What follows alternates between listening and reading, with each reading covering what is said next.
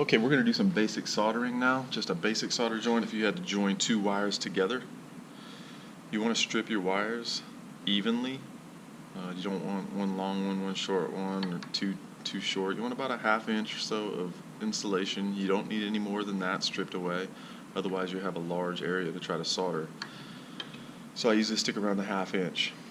My preferred solder joint at this point it's called like a Western Union. I actually make a cross here, and then I grab the wires and I twist them as tightly as possible, trying to keep any single pieces from being frayed out. I want them to all join together and create a really tight twist. You do this properly and it's almost the same diameter as the wire when you're done, and you can actually pull on it and it's pretty strong. Once you get that done, you're ready to solder. So I'm going to put it in the vise here just to hold it for me and keep it on camera so everybody can see it.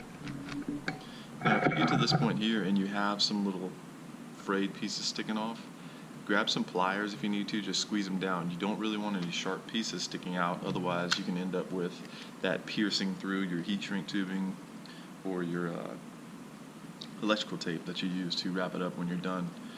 So this is the soldering gun I'm going to be using. We also have regular stick soldering irons.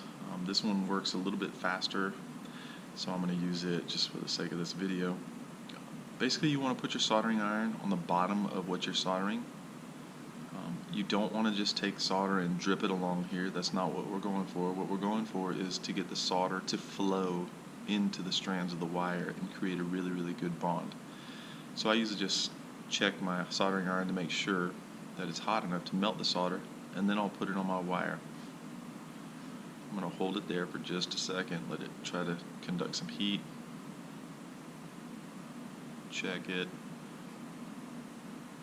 Once I see that it's ready to start flowing into my wire, I just take my solder on the top of the wire. So my gun is on the bottom and my solder is on the top, and I can see it's flowing right into the strands of the wire. I'm going to take the solder right to the edge of the insulation.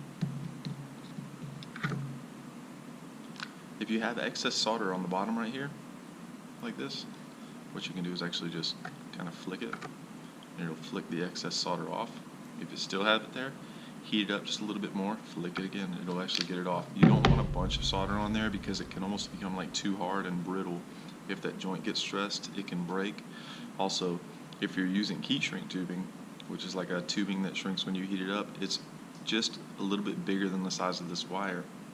So if you have a bunch of solder on there, it's not going to allow you to slide the heat shrink tubing over your joint and then heat it up to shrink it down on there, because the solder will be blocking it. So once you're done, you should look at your solder joint. You should see that the solder goes all the way to the insulation. This one looks a little curved, obviously because it was in the vise. I can actually just straighten it out. And that is what a good solder joint should look like. I don't have any burrs or spurs sticking off of it that's going to hurt my finger or pierce the tape or the insulation that we put on this. So that's a good solder joint.